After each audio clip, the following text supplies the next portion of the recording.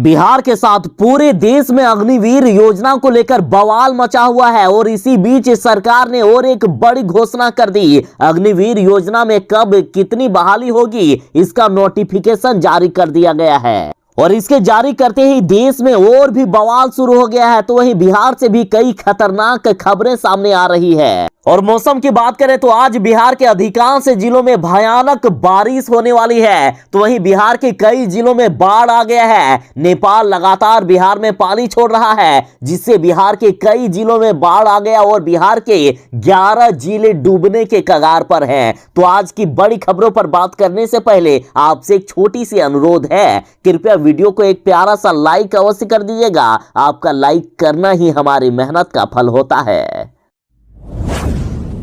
अग्निपथ योजना के विरोध में जिसने उत्पाद मचाया, जिसने ट्रेनों में आग लगाई, जिसने बसों में आग लगाई, जिसने तोड़फोड़ किया और लूटपाट की या फिर अन्य उत्पाद मचाए, तो उनको सरकार नहीं छोड़ने वाली है। यदि किसी तरह उनकी पहचान हो गई तो अग्निपथ क्या जिंदगी भर उनको कोई भी सरकारी नौकरी नहीं मिलेगी। अग्निपथ क्या वे किसी भी पथ के लायक नहीं रह जाएंगे। और इधर पटना से खबर आ रही है कि बिहार में पिछले 4 दिनों में हुए तोड़फोड़ और आगजनी के खिलाफ 159 लोगों पर एफआईआर दर्ज किया गया है और साथ ही कुल 877 लोगों की गिरफ्तारी हुई है। और इसके साथ ही कहा गया है कि अब इन लोगों के कैरेक्टर सर्टिफिकेट पर दाग लगेगा, भविष्य में उन्हें किसी भी सरकारी योजना का लाभ नहीं मिलेगा और साथ ही इन लोगों को अब अग्निपथ क्या किसी भी सरकारी नौकरी में शामिल नहीं किया जाएगा। साथ ही बिहार पुलिस का कहना है कि सभी उपद्रवियों पर चुन चुन कर कार्रवाई की जाएगी। और इधर पटना के पालीगंज में उत्पाद मचाने वालों का पोस्टर जारी किया गया है। इस पोस्टर में 40 उपद्रवियों की फोटो मौजूद है। 3 दिन पहले अग्निपथ स्कीम के खिलाफ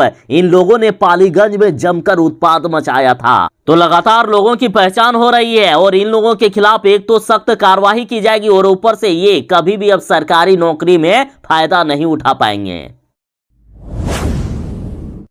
और अब तो अग्निवीर भर्ती का नोटिफिकेशन भी जारी हो गया है। आपको मैंने जो डेट बताई उसी डेट पर सारी भर्तियां होने वाली है। और जो नोटिफिकेशन जारी किया गया है इसके अनुसार 8वीं और 10वीं पास युवा अग्निवीर बनने के लिए फॉर्म भर सकते हैं। और तेजस्वी यादव जो चिल्ला चिल्ला कर पूछ रहे थे कि क्या अग्निवीरों को नियमित सेना की तरह एक साल में 30 छुट्टियां दी जाएगी, तो हाँ, अग्निवीरों को एक साल में 30 छुट्टियां दी जाएगी। और साथ ही 25% अग्निवीरों को भारतीय सेना में भर्ती किया जाएगा जो 25 साल तक नौकरी करेंगे। और साथ ही अग्निवीरों को अर्धसैनिक बलों और असम राइफल में 10% का आरक्षण दिया जाएगा। कहा गया है कि अब सभी भर्तियां अग्निपथ के तहत ही की जाएगी। साथ ही कहा गया कि देश सेवा में जीवन कुर्बान करने वाले अग्निवीर को 1 करोड़ रुपया का मुआवजा मिलेगा। साथ ही घोषणा कर दी गई है कि एयरफोर्स में 24 जून से अग्निवीर के पहले बैच की रजिस्ट्रेशन प्रक्रिया शुरू होगी। नौसेना में 25 जून को नोटिफिकेशन जारी कर दिया जाएगा और थल सेना 1 जुलाई को नोटिफिकेशन जारी करेगा। यानी जल, थल और वायु सेना में 25 जून, 24 जून और 1 जुलाई से बहाली प्रक्रिया के लिए नोटिफिकेशन जारी होगा। एयरफोर्स में 24 जुलाई से फेज 1 की ऑनलाइन परीक्षा शुरू हो जाएगी और एयरफोर्स में पहले बैच का प्रशिक्षण 30 दिसंबर से शुरू होगा। 25,000 अग्निवीरों का पहला बैच दिसंबर तक ज्वाइन करेगा और अग्निवीरों का दूसरा बैच फरवरी 2023 तक शामिल किया जाएगा। तो वहीं अग्निवीरों को आखिर कितना वेतन दिया जाएगा, तो देखिए, पहले साल 30,000 रुपया वेतन दिया जाएगा, जिनमें से अग्निवीर कॉर्पर फंड यानी सेवा निधि में 9,000 रुपए जमा होंगे, हाथ में 21,000 रुपया दिया जाएगा। और जो अग्निवीर के वेतन से 9,000 रुपया कट के अग्निवीर कॉर्पर फंड में जमा होगा तो सरकार भी अपने तरफ से उसमें 9,000 रुपया जमा कर देगी। और दूसरे साल वेतन में 30% बढ़ोतरी होकर 33,000 रुपया हो जाएगा, जबकि सेवानिधि में 9,900 रुपए जमा होंगे, हाथ में 23,100 रुपए मिलेंगे। तीसरे साल भी 30% बढ़ोतरी होके वेतन 36,500 हो जाएगा और सेवानिधि में 10,950 रुपए जमा होंगे और उन्हें हाथ में 25,580 रुपए दिए जाएंगे। चौथे साल अग्निवीरों का वेतन 40,000 हो जाएगा और जिसमें से 30% सेवानिधि में यानी 12,000 रुपए जमा होंगे और हाथ में 28,000 रुपए सैलरी दिया जाएगा। और टोटल अग्निवीर के वेतन से 5,00,000 11,07,000 रुपए जमा होंगे और सरकार भी इतना ही जमा कर देगी और इस तरह से 11,71,000। जब 4 साल के बाद अग्निवीर की रिटायरमेंट होगी तो उन्हें 11,71,000 रुपए दे दिए जाएंगे।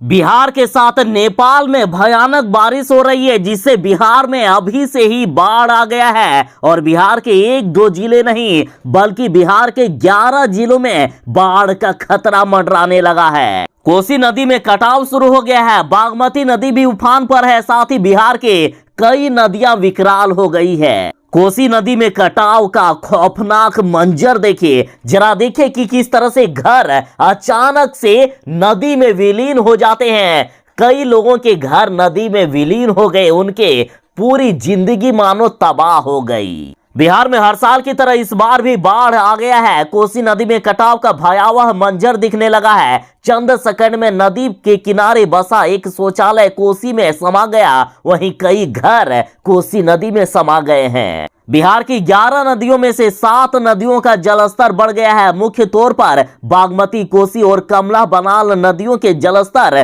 काफी चिंता बढ़ा दिए हैं। पूर्वी और पश्चिमी बिहार के इन 11 जिलों में बाढ़ आ गया है। शिवहर, सीतामढ़ी, दरभंगा, मधुबनी, सुपौल, अररिया के बढ़ते जलस्तर की वजह से लोगों का पलायन शुरू हो गया है।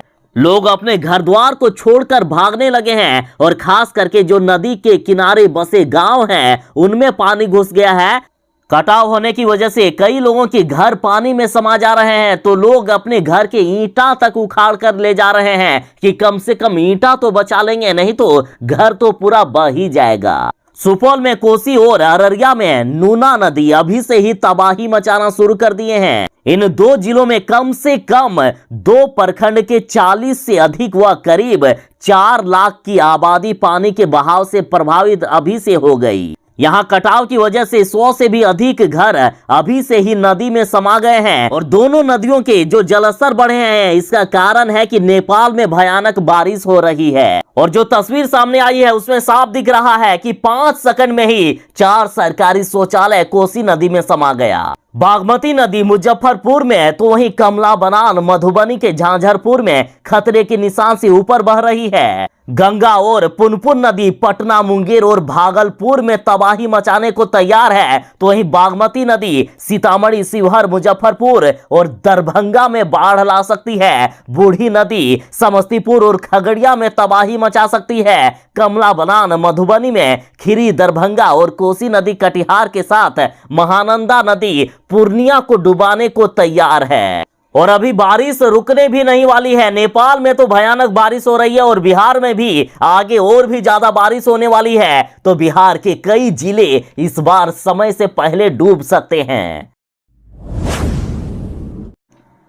अग्निपथ योजना के आने के बाद बिहार में एनडीए गठबंधन अब टूटने के कगार पर है। लगातार बिहार में जिस तरह से बीजेपी वालों को पीटा गया, बीजेपी के प्रदेश अध्यक्ष संजय जायसवाल के साथ डिप्टी सीएम तक के घर में पथराव किया गया, कई बीजेपी के ऑफिस जला दिए गए, तो इन सब का जिम्मेदार बीजेपी ने नीतीश कुमार जी को माना है। बीजेपी के प्रदेश अध्यक्ष संजय जायसवाल ने यहां तक कह दिया कि जो कुछ भी बिहार में बीजेपी वालों के साथ हुआ है ये नीतीश कुमार की पुलिस और प्रशासन की मौजूदगी में हुआ है, असल में यही लोग दोषी हैं। उसके बाद जदयू नेता ललन सिंह ने संजय जायसवाल को पागल तक कह दिया कि उनका मानसिक संतुलन बिगड़ चुका है। तो वहीं जदयू से उपेंद्र कुशवाहा ने कहा कि संजय जायसवाल के बातों का कोई वैल्यू नहीं देता है। जिस तरह परिवार में कोई लोग होता है ना कि जिनका कोई वैल्यू नहीं, उसी तरह से बीजेपी में संजय जायसवाल है। तो अब इन सब मुद्दों को लेकर बीजेपी के नेता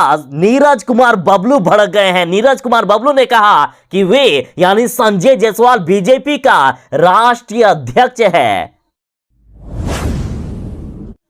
बिहार वाले जरा सावधान हो जाएं। मौसम विभाग ने बिहार वालों के लिए खतरनाक चेतावनी दे दिए हैं। बिहार में आज भयानक बारिश हो सकती है और आज के साथ अगले 2 दिनों तक मौसम विभाग ने भयानक बारिश को लेकर लोगों को सावधान किया है। और साथ ही बिहार में आसमान से अभी सीधा मौत बरस रही है। पिछले 2 दिनों में बिहार में 17 लोगों की जान चली गई है। तो आज भी बिहार के कई जिलों में तेज आंधी, तूफान और भयानक वज्रपात को लेकर लोगों को सावधान किया गया है। वैसे तो आज बिहार के लगभग सभी जिलों में बारिश की बात कही गई है, लेकिन बिहार के इन 5 जिलों में भयानक से भयानक बारिश हो सकती है। और ये जिले हैं बिहार के किशनगंज, समस्तीपुर, बेगूसराय, खगड़िया और मुंगेर। और उसके साथ ही बिहार के इन जिलों में भी आज बारिश होने वाली है, जरा बच के रहिएगा। और ये जिले हैं बिहार के सारण, वैशाली, लखीसराय, जमुई, बांका, भागलपुर, मुंगेर, बेगूसराय, खगड़िया, पश्चिमी चंपारण, सिवान, सारण, भोजपुर, बक्सर, कैमूर, रोहतास, अरवल। इन जिलों के लोग जरा बच के रहिएगा। साथ ही बिहार के पटना में भी झमाझम बारिश शुरू हो गई है। इस बार बारिश में भले ही प्रकृति ज्यादा परेशान करे ना करे, लेकिन नीतीश कुमार की ये भ्रष्ट अफसर और नेता लोगों ने बिहार को बर्बाद करके रख दिया है। लगता है कि जनता के पैसे को ये भ्रष्ट नेता और अफसर लोग अपनी जागीर समझते हैं। जो काम करने के लिए इनको पैसे दिया जाते हैं वो भ्रष्टाचार की भेंट चढ़ जाती है और इनके जेब में घुस जाती है। बिहार के कई शहरों में काम करने के लिए कई डेडलाइन जारी हुए, चाहे नालों की सफाई हो, सड़क के किनारे गड्ढे हो या अन्य निर्माण को लेकर बार बार गाइडलाइन या डेडलाइन जारी की गई, लेकिन सारे फेल हो गए। लेकिन अभी तक कोई काम ढंग से नहीं हुआ है। लगातार बिहार के शहरों और गांवों की परेशानियां बढ़ने लगी है। बेगूसराय की बात करें तो बेगूसराय में झमाझम बारिश से अभी ही शहर वासियों को जल जमाव से काफी दिक्कत हो रही है। नमामि गंगे परियोजना के तहत जो सड़कें खोद दी गई है उसे अभी तक ठीक नहीं किया गया। तो वहीं जमुई की बात करें तो जमुई में पहली बारिश से ही नदी में 2 से 3 फीट तक पानी बहने लगा। पूरा शहर यहां भी जलमग्न होता हुआ दिख रहा है। शहर के व्यस्ततम इलाके की सड़कें भी लबालब पानी से भर गई है। ये सरकार ने और खास करके भ्रष्ट अफसरों ने जो अधूरा निर्माण करके छोड़ दिए हैं, चाहे नाला का निर्माण हो या अन्य निर्माण, उसी के कारण ये दिक्कतें आ रही है। चाहे पक्ष हो या विपक्ष, प्रधानमंत्री पद की गरिमा का सम्मान सभी करते हैं, लेकिन कांग्रेस ऐसा नहीं करती है। कांग्रेस के इस बयान से अब साफ हो गया है कि प्रधानमंत्री पद के लिए इसके अंदर कैसी सोच है। कांग्रेस नेता शुभकांत सहाय ने कह दिया है कि मोदी हिटलर की राह पर चलेगा तब हिटलर की मौत मरेगा। और अब कहा जा रहा है कि पीएम मोदी की मृत्यु की कामना कर कांग्रेस ने राजनीति के निम्न स्तर को भी पार कर दिया है। तो वहीं लोग यहां तक कह रहे हैं कि कांग्रेस वालों की कितनी घटिया सोच है कि ये प्रधानमंत्री की मौत की कामना कर रहे हैं। आखिर ये कैसा बयान है? शुभकांत सहाय कहते हैं कि मोदी यदि हिटलर की राह पर चलेगा तो वह हिटलर की मौत मरेगा। देखिए, प्रधानमंत्री मोदी जी के आने के बाद कांग्रेस वाले लाख कोशिश कर रहे हैं, लेकिन ये लोग चुनाव जीत ही नहीं पाते हैं। और प्रधानमंत्री मोदी के लिए कांग्रेस वालों में कितना नफरत है ये इस बयान से अब साफ जाहिर हो गया है। साथ ही कांग्रेस नेता शुभकांत सहाय ने कहा कि भाजपा लुटेरों की सरकार है। मोदी मदारी के रूप में आकर पूरी तरह से तानाशाही के रूप में आ गया है। साथ ही इन्होंने ये भी कह दिया कि हम 2024 में मोदी को उखाड़ फेंकेंगे और देश की रक्षा करेंगे। शुभकांत सहाय ने कहा कि 2024 में राहुल गांधी को देश का प्रधानमंत्री बनाएंगे। अरे साहब, कोई किसी को उखाड़ नहीं फेंक सकता है और कोई किसी को प्रधानमंत्री नहीं बना सकता है। जनता जो चाहेगी वही होगा। जनता जिन्हें प्रधानमंत्री बनाना चाहेगी वही प्रधानमंत्री बनेगा। आप लोगों के कहने पर नहीं होगा। बिहार और नेपाल में जिस तरह से भयानक बारिश हो रही है, तो लगातार अब नदियों में बाढ़ आना शुरू हो गया है। कई जिले डूबने के कगार पर हैं। मुजफ्फरपुर में बढ़ने लगा है बागमती नदी का जलस्तर। कटरा और औराई से भी लोग डर गए हैं, लोग सहम गए हैं। पहले ही बारिश में बिहार में बाढ़ आ गया है। बिहार में झमाझम बारिश शुरू होते ही बागमती नदी का जलस्तर काफी ज्यादा बढ़ गया है। कटरा और औराई प्रखंड में बारिश के बाद बागमती नदी के जलस्तर बढ़ने से खेतों में लगी फसलें बर्बाद हो रही है। वहीं बारिश से एक चचरी पुल भी बह गया है। वहीं आसपास के इलाकों के मिट्टी और पूस से बने घर तबाह हो रहे हैं। अचानक नदी का जलस्तर बढ़ने से लगातार चचरी पुल टूट रहे हैं और लगभग 5 लाख की आबादी प्रभावित हो गई है।